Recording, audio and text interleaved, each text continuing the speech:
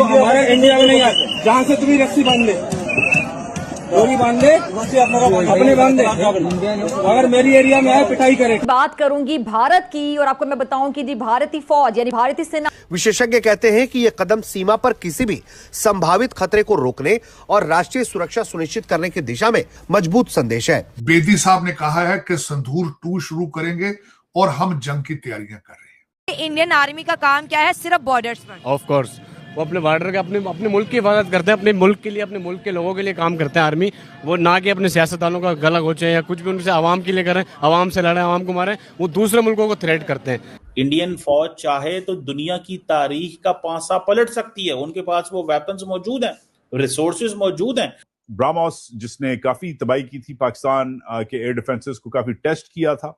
Russia और तालिबान का military alliance बन गया और सुनने में आया है कि इंडिया जो अफगानिस्तान के डिफेंस मिनिस्टर मुल्ला यकूब वो रशिया में थे और वहां पे दोवल साहब भी गए हुए थे, इंडिया के नेशनल सिक्योरिटी एडवाइजर। मीडिया पे तो खबर नहीं आई, लेकिन मुलाकात तो 100% हुई होगी। मुझे तो वो वक्त याद है बांग्लादेश में हमारे 90,000 पतलूनें पड़ी थी।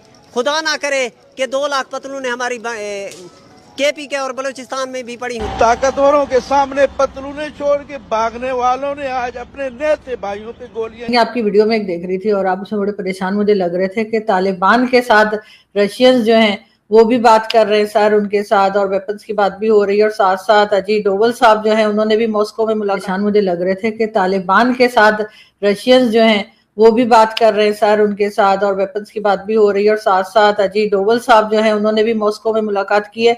तो ऐसी क्या बात है कि पाकिस्तान बार बार कह रहा है कि हमारे यहाँ जी टेररिज्म हो रही है और अफगानिस्तान से हो रही है, और बहुत बार हमने ये सब कुछ कहा है, लेकिन बाकी दुनिया जो है वो इंगेज कर रही है अपने आप को तालिबान के साथ। मैडम, ये तो बाकी दुनिया को बताना चाहिए कि ना वो क्यों कर रहे हैं। फॉर एग्जाम्पल, रशिया ने कहा कि 23,000 दहशतगर्द मौजूद हैं अफगानिस्तान। ये रशिया की फॉरेन ऑफिस की स्टेटमेंट है अभी से 2-3 माह पहले, जब पाकिस्तान ने अफगानिस्तान पे हमला किया। तो सवाल ये है कि रशिया जब ये कहता है कि अफगानिस्तान में 23,000 दहशतगर्द हैं और उसमें से 10-12 हज़ार फॉरेन दहशतगर्द हैं, तो फिर सवाल तो रशिया से पूछना चाहिए कि आप किस चीज़ का डिफेंस एग्रीमेंट कर रहे हैं तालिबान के साथ। सवाल तो रशिया से बनता है ना इस चीज़ का। और रशिया, पाकिस्तान, चाइना, ईरान, हमारा आपस में एक 4 मुल्कों का क्वाड्रिलेटरल एक अरेंजमेंट भी था, जिसपे ये कहा गया कि अफगानिस्तान के अंदर मल्टीपल दहशतगर्द जमातें मौजूद हैं। तो अगर वहां पे मल्टीपल दहशतगर्द जमातें मौजूद हैं, जिसको चाइना, रशिया, ईरान और पाकिस्तान मल्टीपल जगहों पे मुख्तलिफ कॉन्फ्रेंसेस में ये बातें कर चुके हैं, तो फिर ये क्यों है? सवाल तो बनता है ना। ये एक बड़ा एक लॉजिकल सवाल है कि भाई ये सारे तो कहते हैं वहां पे दहशतगर्द जमातें मौजूद हैं, लेकिन कहते हैं कि नहीं, हम वहां मौजूद हैं, लेकिन क्योंकि हमें कुछ नहीं कहते, लेकिन क्योंकि हमारे लिए दर्द सर नहीं है तो हम खामोश हैं, लेकिन वहां पे ये हैं मौजूद। तो इस सवाल तो मैं टेक्निकली पूछना चाहता हूँ कि भाई हमारे लिए दर्द सर नहीं है, वो दर्द सर किसी और मुल्क के लिए है। बंदे तो किसी और मुल्क में मारे जा रहे हैं, रशिया चाइना में तो नहीं मारे जा रहे, या ईरान में तो नहीं मारे जा रहे। मैं जस्ट एक मिसाल दे रहा हूँ। तो वो ये हमें तो हम भी आपकी तरह इस सवाल को स्टडी कर रहे हैं और समझने की कोशिश कर रहे हैं। लेकिन डॉक्टर साहब यही बात तो फिर वही आ जाती है कि भारत जो हमें कहता है और कि जी हमारे यहाँ जो है दहशतगर्द जो ऑर्गेनाइजेशन है वो मौजूद हैं यहाँ पर, हाफिज सईद, मसूद अजहर और कई लंबी लिस्ट जो है वो UN डेजिग्नेटेड टेररिस्ट जो है वो पाकिस्तान में पाए गए हैं। तो उस वक्त पाकिस्तान भी यही कहता है कि नहीं, यहाँ तो ऐसा कुछ नहीं है और यहाँ कोई भी नहीं है। और ये बात हमें अफगानिस्तान भी कहता है कि हमारे यहाँ टेररिस्ट है। ये बात हमें ईरान ने भी एक बार हमारे यहाँ अटैक किया था कि टेरर कैंप पर अटैक किया है। तो जब हमारे ऊपर आता है तो हम कुछ और कहते हैं, और अगर दूसरे के ऊपर हो तो हम कहते हैं जी ये तो बिल्कुल गलत हो रहा है। क्योंकि जिन लोगों ने हमारे ऊपर एलिगेशंस लगाई, चाहे वो अफगानिस्तान हो या भारत हो, तो उन लोगों ने भुगता है ना सर यहाँ से जो टेररिज्म हुई है, या क्रॉस बॉर्डर टेररिज्म कह लीजिए। तो ये चीज हम जब अपने ऊपर दूसरी तरह से देखते हैं तो फिर हम अफगानिस्तान को कैसे ब्लेम कर सकते हैं? आपने बात कहां से शुरू की? मुंबई की। मुंबई कब हुआ था इंसिडेंट? सर वो तो आई थिंक 2008 की बात है, या और अभी हम बैठे हैं 2025 में। सो अगर तो हमने जो 17 साल पहले के वाकया जो हुआ, ठीक है, 17 साल पहले 2008 की आपने बात की। 17 साल वाले वाकये को आपने अगले 150-200 साल कोर्ट करना है, अगले 15 साल कोर्ट करते रहना है, 18 साल कोर्ट करते रहना है, just for the sake of the argument. वो तो आप अफगानिस्तान के बारे में कहते हैं। और सर ये क्या बात हुई कि हम जो है वो बम्बई अटैक को नहीं बात कर सकते? सर हम तो 1400 साल वाली बातों भी अभी तक किया करते हैं मुसलमान, तो उसका क्या मतलब है कि ना किया करें? तो सर अगर आप बम्बई अटैक को नहीं डिस्कस करना चाहते या किसी और को, तो ऐसे कि अगर आप कह रहे हैं कि सर प्रूफ क्या दिया है, तो सर वो तो हमने भी जहाज गिरने का नहीं दिया। सैटेलाइट इमेजेस जो है वो इंडिया वाले कह रहे नहीं हमें दिखाइए, वो हम नहीं दिखा रहे, हम कह रहे बस हमने कह दिया कि गिरा दिए तो गिरा दिए। तो सर ऐसे थोड़ी होते हैं हालात। सही मैं यही कह रही हूँ ना कि जो बात आप अफगानिस्तान को कह रहे हैं, ये सारे इल्जाम तो पाकिस्तान पर भी लगे थे, लेकिन अफगानिस्तान नहीं मान रहा, हम भी नहीं माने थे। बात सिंपल सी है। दरअसल आप देखें, एक होता है कि आप सिर्फ इल्जाम खड़े कर देने वाली खबर सामने आ रही है, जिसने दिल्ली से लेकर ढाका तक पूरे सामरिक गलियारे को हिलाकर रख दिया है। बीती 25 मई को भारत और बांग्लादेश के बीच सीमा पर कंटीले तारों की फेंसिंग लगाने को लेकर जो विवाद शुरू हुआ था, उसने अब एक बेहद खतरनाक रूप ले लिया है। भारत की तरफ से बॉर्डर पर फेंसिंग की तेज रफ्तार को देखकर विरोधी खेमे की नींद उड़ी हुई थी, लेकिन कल रात खराब मौसम का फायदा उठाकर बांग्लादेश की सेना और वहां के स्थानीय उपद्रवियों ने मिलकर भारत की सुरक्षा की गारात 300 अरबाद की आंदोलन के साथ को भेदने की एक बहुत ही दुस्साहसिक और नापाक साजिश को अंजाम दे दिया। लेकिन वे भूल गए कि सरहद पर तैनात हमारे जांबाज जवान कभी सोते नहीं हैं। जैसे ही इस नापाक हरकत की भनक हमारी बॉर्डर सुरक्षा बल यानी बीएसएफ को लगी, वैसे ही ऑन द स्पॉट एक ऐसा कड़ा, अभूतपूर्व और प्रचंड एक्शन लिया गया जिसकी कल्पना भी ढाका ने नहीं की होगी। बीएसएफ के जवानों ने घुसपैठ और तोड़फोड़ करने वाले 38 से ज्यादा बांग्लादेशी उपद्रवियों को सरहद से सीधे उठाकर भारतीय सीमा के भीतर डाल दिया है। इस वक्त दिल्ली में देश के गृह मंत्री अमित शाह, एनएसए अजीत डोभाल, विदेश मंत्री एस जयशंकर और रक्षा मंत्री राजनाथ सिंह की एक बेहद गोपनीय और उच्च स्तरीय महा बैठक चल रही है। आखिर कल रात सरहद पर ऐसा क्या हुआ जिससे दोनों देशों के बीच युद्ध जैसे हालात बन गए हैं? बीएसएफ की गिरफ्त में आए उन 38 उपद्रवियों ने पूछताछ में कौन से चौंकाने वाले खुलासे किए हैं? और दिल्ली की इस महा बैठक के बाद अब पूर्वी कमान बांग्लादेश को कैसा ऐतिहासिक सबक सिखाने की तैयारी में है? आज की इस विशेष खोजी रिपोर्ट में हम आपको ग्राउंड जीरो की एक एक कड़वी सच्चाई बताएंगे। लेकिन आगे बढ़ने से पहले इस वीडियो को लाइक जरूर करें, चैनल को सब्सक्राइब करें और कमेंट में बताइए कि आप ये वीडियो कहां से देख रहे हैं और अपना नाम और शहर जरूर लिखें। अब चलिए दोस्तों, बिना वक्त गंवाए डिटेल में चलते हैं। दोस्तों चलिए विस्तार से समझते हैं कि कल रात सरहद पर आखिर हुआ क्या था। दोस्तों यह कोई अचानक हुआ हादसा नहीं था, बल्कि इसके पीछे एक बेहद सोची समझी रणनीतिक साजिश दिखाई देती है। ग्राउंड जीरो से जो पुख्ता खबरें आ रही हैं, उनके मुताबिक कल रात सीमांत इलाकों में कुदरत का मिजाज बेहद खराब था। तेज आंधी, तूफान, कड़कड़ाती बिजली और मूसलाधार बारिश ने पूरे इलाके को अपनी चपेट में ले रखा था। विजिबिलिटी यानी दृश्यता ना के बराबर थी। आमतौर पर ऐसी परिस्थितियों में सरहद पर गश्त करना बेहद चुनौतीपूर्ण हो जाता है। बस इसी खराब मौसम और घने अंधेरे को बांग्लादेशी सेना के कुछ रणनीतिकारों और वहां के सैकड़ों उग्रवादी स्थानीय लोगों ने एक बड़े मौके के रूप में देखा। यह लोग पूरी तैयारी के साथ हथौड़े, कट्टर और भारी औजार लेकर भारतीय सीमा की तरफ बढ़े। एक सोची समझी साजिश के तहत भारत की सुरक्षा को सीधे तौर पर चुनौती देते हुए इन उपद्रवियों ने लगभग 80 किलोमीटर के दायरे में लगी कंटीले तारों की फेंसिंग को निशाना बनाया।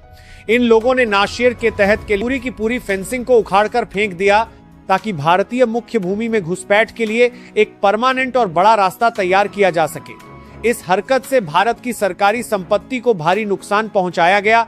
जैसे ही फेंसिंग के एडवांस सेंसर टूटे और हमारे अलर्ट कमांडरों को इस भारी नुकसान की भनक लगी, वैसे ही सरहद पर तैनात बीएसएफ की टुकड़ियों ने वो कर दिखाया जिसकी उम्मीद बांग्लादेशी बॉर्डर गार्ड्स यानी बीजीबी को बिल्कुल नहीं थी। हमारे जांबाज जवानों ने बिना एक सेकंड का वक्त गंवाए, खराब मौसम की परवाह किए बिना अलग अलग संवेदनशील पॉइंट्स पर एक साथ घेराबंदी कर दी। बीएसएफ के कमांडो पूरी कड़कड़ाती मुस्तैदी के साथ उन रास्तों पर फैल गए जहां से ये उपद्रवी फेंसिंग उखाड़कर वापस भागने की फिराक में थे। इस बेहद आक्रामक और ऑन द स्पॉट एक्शन का नतीजा यह हुआ कि भारतीय जवानों ने घुसपैठ और तोड़फोड़ की कोशिश करने वाले 38 से ज्यादा बांग्लादेशी नागरिकों और उपद्रवियों को मौके पर ही चारों तरफ से दबोच लिया।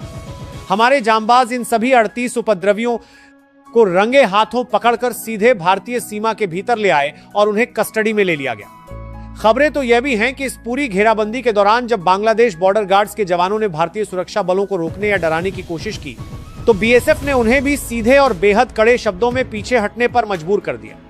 इस समय इन सभी 38 उपद्रवियों को एक बेहद सुरक्षित मिलिट्री बेस पर हिरासत में रखा गया है, जहां हमारी सुरक्षा और खुफिया एजेंसियां अपने बेहद खास और पारंपरिक अंदाज में उनकी जबरदस्त तरीके से पूछताछ कर रही हैं। उनसे पल पल का राज उगलवाया जा रहा है कि इस 80 किलोमीटर लंबी फेंसिंग को तोड़ने का असली मास्टरमाइंड कौन था, उन्हें ढाका से क्या निर्देश मिले थे और बकरीद के तुरंत बाद इस बड़े बवाल को खड़ा करने के पीछे उनका असली मकसद क्या था। इस कड़े प्रहार ने सरहद पार के पूरे नेटवर्क को हिलाकर रख दिया है। लेकिन कहानी का असली और सबसे दमदार मोड़ तो हमारे अपने देश की राजधानी नई दिल्ली में देखने को मिल रहा है। हलचल सिर्फ ढाका में नहीं है, बल्कि इस समय दिल्ली के साउथ ब्लॉक और नॉर्थ ब्लॉक के रणनीतिक गलियारों में एक बेहद गोपनीय और महाचक्रव्यूह रचा जा रहा है। भारत के गृह मंत्री अमित शाह के नेतृत्व में एक बेहद उच्च स्तरीय आपात बैठक चल रही है, जिसने पूरे देश का ध्यान अपनी तरफ खींच लिया है। इस महा बैठक की गंभीरता का अंदाजा आप सिर्फ इस बात से लगा सकते हैं कि इसमें अमित शाह के साथ देश के राष्ट्रीय सुरक्षा सलाहकार यानी एनएसए अजीत डोभाल, विदेश मंत्री एस जयशंकर और रक्षा मंत्री राजनाथ सिंह एक साथ एक ही टेबल पर मौजूद हैं। देश के ये चारों सबसे बड़े रणनीतिकार पल पल बदलते जमीनी हालात की खुद समीक्षा कर रहे हैं। इस बैठक में इंटेलिजेंस ब्यूरो और रिसर्च एंड एनालिसिस विंग के प्रमुखों से मिली लाइव इनपुट्स को खंगाला जा रहा है। अजीत डोभाल सरहद की सुरक्षा व्यवस्था और बीएसएफ की अगली रणनीतिक पोजीशनिंग का खाका तैयार कर रहे हैं, तो वहीं विदेश मंत्री एस जयशंकर इस पूरे मामले पर अंतर्राष्ट्रीय स्तर पर उठाए जाने वाले कूटनीतिक कदमों की रूपरेखा तय कर रहे हैं, ताकि बांग्लादेश या उसका कोई मददगार देश अंतर्राष्ट्रीय मंच पर भारत को घेरने की जरूरत ना कर सके। रक्षा मंत्री राजनाथ सिंह ने पूर्वी कमान की भारतीय सेना को भी पूरी तरह से हाई अलर्ट पर रहने के निर्देश दे दिए हैं, ताकि अगर स्थिति थोड़ी भी बिगड़ती है तो सेना बीएसएफ को तुरंत बैकअप दे सके। सबसे बड़ी बात यह है कि ये पूरी कोर टीम मिलकर सीधे प्रधानमंत्री नरेंद्र मोदी को पल पल की ब्रीफिंग दे रही है। पीएम मोदी खुद इस पूरे घटनाक्रम पर अपनी पैनी नजर बनाए हुए हैं और दिल्ली से साफ संदेश दे दिया गया है कि भारत अब किसी भी तरह के रक्षात्मक रुख में नहीं रहेगा। जब तक सरहद पर 80 किलोमीटर की फेंसिंग का काम दोबारा पूरी रफ्तार से पूरा नहीं हो जाता और जब तक बकरीद के नाम पर धमकी देने वाले कट्टरपंथियों की कमर नहीं टूट जाती, तब तक भारत का यह आक्रामक अभियान रुकने वाला नहीं है। दोस्तों, बीएसएफ की हिरासत में मौजूद उन 38 उपद्रवियों से जब हमारी खुफिया और सुरक्षा एजेंसियों ने कड़ाई से पूछताछ शुरू की, तो ऐसे चौंकाने वाले खुलासे सामने आए जिसने इस पूरे विवाद के पीछे की गहरी साजिश की परतों को खोल कर रख दिया है। यह पूछताछ किसी साधारण घुसपैठ के मामले की नहीं, बल्कि देश की सुरक्षा को सीधे चुनौती देने वाले एक बड़े नेटवर्क को बेनकाब करने वाली साबित हुई है। खुफिया सूत्रों से छनकर आ रही जानकारियों के मुताबिक पकड़े गए उपद्रवियों ने कबूल किया है कि 80 किलोमीटर लंबी फेंसिंग को निशाना बनाने का आदेश उन्हें स्थानीय स्तर पर नहीं, बल्कि सीमा पार बैठे कुछ बड़े रसूखदार आकाओं और असामाजिक संगठनों से मिला था। उन्हें साफ निर्देश दिए गए थे कि खराब मौसम का पूरा फायदा उठाकर भारत की सुरक्षा दीवार को इतना नुकसान पहुंचाया जाए कि उसे दोबारा ठीक करने में महीनों का वक्त लग जाए।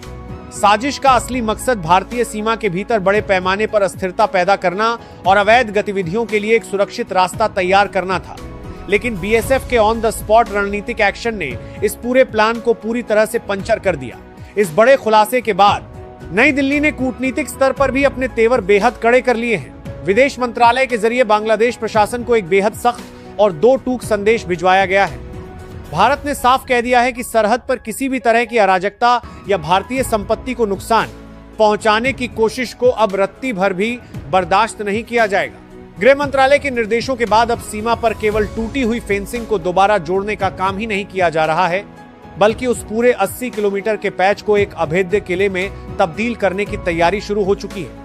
बीएसएफ इस इलाके में अब एंटी कट फेंसिंग और अत्याधुनिक सेंसर ग्रिड को तैनात कर रही है, जिसे काटना या उखाड़ना लगभग नामुमकिन होगा। इसके साथ ही दिल्ली की महा बैठक के बाद यह भी तय किया गया है कि सीमांत क्षेत्रों में गश्त यानी पेट्रोलिंग की फ्रीक्वेंसी को दोगुना किया जाएगा और किसी भी संदिग्ध हलचल पर बिना किसी फ्लैग मीटिंग का इंतजार किए तुरंत ऑन द स्पॉट एक्शन लिया जाएगा। हिंदुस्तान के इस नए चक्रव्यूह ने सीमा पार बैठे मास्टरमाइंड्स को पूरी तरह बैकफुट पर धकेल दिया है। तो दोस्तों, खराब मौसम का फायदा उठाकर भारत की 80 किलोमीटर लंबी फेंसिंग को उखाड़ने वाले उपद्रवियों के खिलाफ बीएसएफ और भारतीय सेना के इस प्रचंड और लगा दें। मैंने तो कहा कि एक दहशतगर्दी का वाकया हुआ अफगानिस्तान, उसमें इंडिया में ना एक हुआ है ना, जो पहलगाम में हुआ। मुझे 2024 का वाकया बताएं, मुझे 2023 का वाकया बताएं, मुझे 2022 का वाकया बताएं, मुझे 2021 का वाकया बताएं, मुझे 2020 का वाकया बताएं। अब सवाल यह है कि वो जिन लोगों ने भी किया, वो जो लोग भी थे पाकिस्तान के अंदर, आपने कहा वो ग्लोबली डेजिग्नेटेड हैं, पाकिस्तान के अंदर उन लोगों को सजाएं दी गई, वो लोग अपनी सजाएं जो है वो पूरी कर रहे हैं, उसकी बुनियाद के ऊपर पाकिस्तान FATF से निकला। आप एक सिंगल लोन इंसिडेंट को डेली बुनियादों पे जो पाकिस्तान में दहशतगर्दी हो रही है उससे लिंक नहीं कर सकते। आपके मुल्क के अंदर हर साल 1000 बंदा मारा जा रहा है, सुइसाइड बॉम्बिंग हो रही है, BLA अलहदा अटैक कर रही है, अफगानिस्तान से अलहदा हमले हो रहे हैं। आप ये नहीं कह सकते वो जी इंडिया तो 2008 में भी कह रहा है। ओ भाई, एक इंसिडेंट 2008 में हुआ, उसकी बुनियाद पे लोगों को सजाएं हुई, वो जेलें भुगत रहे हैं। आप हर दफा अब सजा हुई सर? मुंबई अटैक की सजा किसको दी आपने? मैडम, दो चीजें, एक है आप मजा लें, चेजा नहीं, लें। नहीं सर, मैं